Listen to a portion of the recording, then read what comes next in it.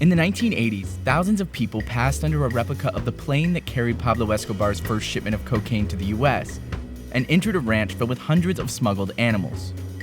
And for those who couldn't make it, he documented Hacienda Nápoles in home videos so outsiders could get a glimpse of his animal-obsessed coke-lord fantasy.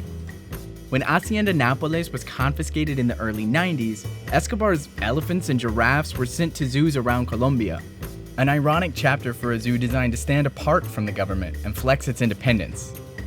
But if Escobar's reign was ending, the trend he started was just ramping up across Latin America.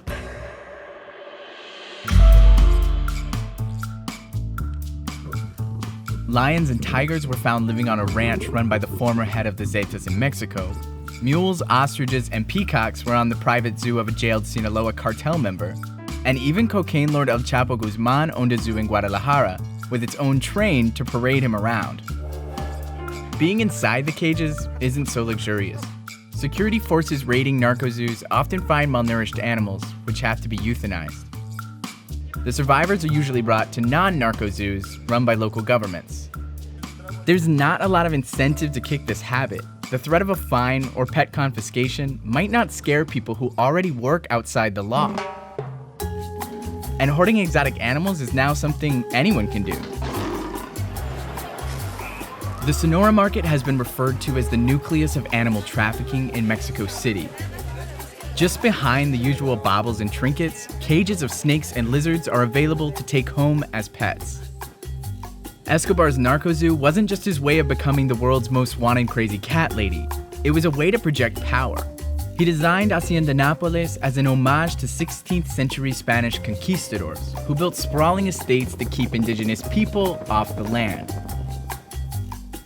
In the case of Escobar, he wants to pretend to be the government. He wants to do the social work that the government meant to do. The zoo has been a symbol of the state, you know? If you see New York has a zoo. If you see Washington has a zoo.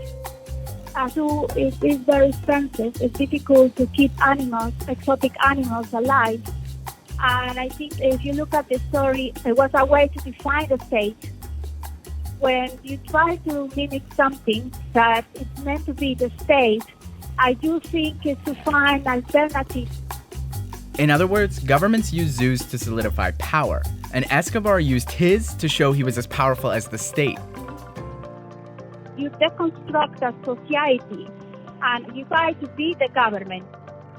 Escobar's plan didn't work. He was shot by police in 1993 and the government took over.